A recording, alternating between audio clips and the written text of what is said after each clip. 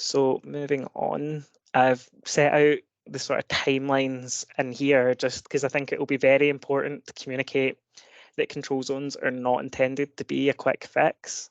The bottom half of the slide sets out that an indicative timescale for a control zone being designated at a minimum would be 3 to 4 months. And that's based on an 8-week consultation and the statutory resting period of 60 days. The guidance, which is the top half of the slide, sets out a longer indicative timescale, and that sets out the fact that there could be a community request received, that there might be a bit of a lead time for the consultation analysis. So there's quite a then likelihood that that could be as long as 32 weeks. So that's definitely not going to be a quick process, and it's not the kind of thing that someone could submit a community request in October to have a zone in place for bonfire season. And we are very conscious of the fact that there will be a need to manage expectations there as a result of this and making sure that the public are aware. So the Act does require that as soon as practicable after a decision to proceed with the zone takes place, that local authorities should take reasonable steps to inform groups who were required to be consulted with, which, as I said, was quite a wide-ranging group. So there's a requirement to make them aware of the date that the zone would take effect, the boundaries, what is permissible in the zone, any exemptions, which I set out earlier on, and the consequences of failure to comply, which would just be that 6-month imprisonment or the maximum fine. So communities have indicated that knowing why a decision has been made will help to understand the need for the zone and support compliance. And that's most likely to be effective if it goes beyond a headline reason and provides more context of the evidence that was considered and the key issues that were highlighted. So we do also set out that it's good practice to describe the reasons for a control zone being designated and any activity designed to publicise or raise awareness. And local authorities should also try and ensure that any and all firework control zones are communicated with key delivery partners like Police Scotland and the Scottish Fire and Rescue Services. Local authorities will engage with these partners as a matter of course, and as I've set out, should be working closely together pre-consultation on a proposal. So it should be standard practice that any relevant partners are aware of a zone prior to that point, but it's just important to set out in the guidance that they should be made aware at that stage as well. As well as this, it's also good practice to notify us in the Scottish Government by contacting fireworks@gov.scot as part of that awareness raising strategy, and that's just to feed into our overall evaluation of the impact of the measures in the Act. The guidance does set out quite a long list of potential methods which could be used, and that can just range from letters and social media and emails to utilising local influencers and engaging directly with communities. Finally, this is the last slide you'll be relieved to hear. The Act requires a local authority to carry out reviews on the operation and effectiveness of any firework control zones. And this is just to understand how a zone is operating and evaluate its effectiveness in addressing the local issues involving fireworks, which led to the designation of the zone. A review can be undertaken for one zone or several zones, and where it's applicable, can be combined with any proposals to amend or revoke a zone. Following the completion of a review, a local authority should prepare and publish a report with the findings, and this should include any proposals regarding the future of the zone as the local authority considers appropriate. The Act doesn't actually include a minimum time period for the frequency of reviews, and that's just again as we feel that the frequency and timing will be dependent on local circumstances. But a zone should continue to operate until the completion of any review and a proposal for a zone to be amended or revoked as a result of the findings. Although it's not set out in legislation, the guidance does give recommendations for the timeframes. For initial review, we feel that at least 2 years should pass, and that's just to allow for that initial year of adjustment after a zone is designated, and then another year to build up an accurate picture of the changes that a zone has had following that. But a period of 3 years might actually be more preferable, just to allow for a larger evidence base to be developed and drawn on. But a local authority can undertake a review prior to that time frame if it will meet local requirements or if there's clear evidence that a need for a review should be carried out before then. Following an initial review, where the decision is taken to retain or amend the zone, local authorities should consider the outcomes of the review and their own local processes to determine the frequency of any future reviews. But as I set out earlier on, firework control zones aren't designed to be used in perpetuity.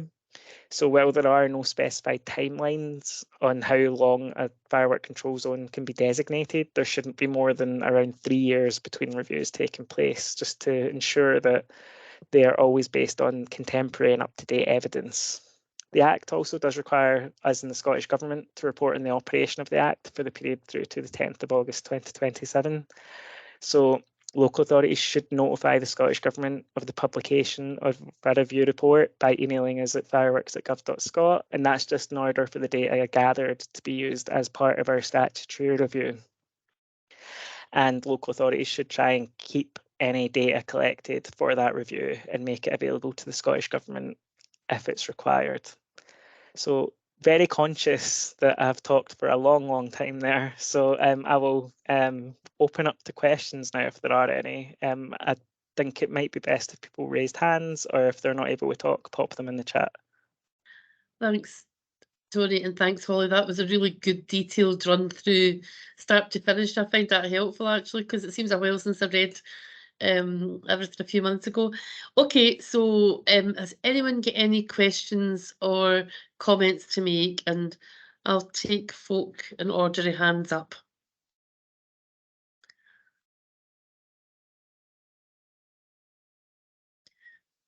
Everybody's gone very quiet. Does everybody feel that was useful and gave them a good understanding of what zones are and what they're not? I think sometimes that's important, isn't it, what they're not, and that it's a power and that you can use. But if you want to use that power, you've got a good bit of guidance there. And obviously, I know the document is much more detailed, but the slides were really helpful, I think, as well. Has anyone got any questions or any comments? Everybody happy? Yeah. Paul, do you want to come back in? Yeah, sorry, I think the main thing I was going to reflect, and actually I think you covered it there as well, is that, you know, we have got the guidance document. It is quite a detailed, thorough document, but I think the real benefit of having this set out in guidance is that we can update that guidance should people start to use it in practice, and, you know, we'll evaluate that at some point and say, do any bits need updated? Do we need to change any bits? And I think that's where having that flexibility of guidance is really helpful.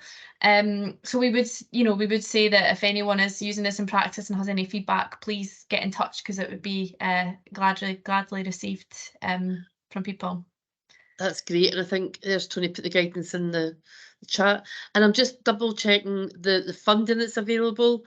There's still time to bid for that, and it's obviously not about getting something done before fireworks night, bonfire night. It's about a wee bit of funding there to help you do a piece of work that, if you know, because obviously this has been well trailed, this legislation has been in the system a wee while, so if folk have got a bit of an idea of where they would want to go with it, it's a chance for a wee bit of cash to help you do that. So Tony, do you want to come in? Yeah, it was just on the funding point to say that even if there's just the intention to run the consultation right now, we can just set aside the money for the consultation, and then what would happen is if the decision to proceed with the zone went ahead, we could then allocate the rest of the money at that point. So there's no need to sort of say that, you know, there's intention to designate a zone. It's just if they think that a consultation might even be running, that at this stage it's good for us to just make sure the money is set aside for that. And is this money only going to be available now? Is it going to be a wee pot of money that's there for early next year, or is it, if you don't jump now, you've had it? So essentially, because the money's been distributed through the General Revenue Grant, I think that the consultation on the redistribution launches in early January, which means that for our sort of publication deadlines, we need to have the figures nailed down by December. So as I've said, you're looking for things. So you might have a wee bit of flexibility, but not an awful lot.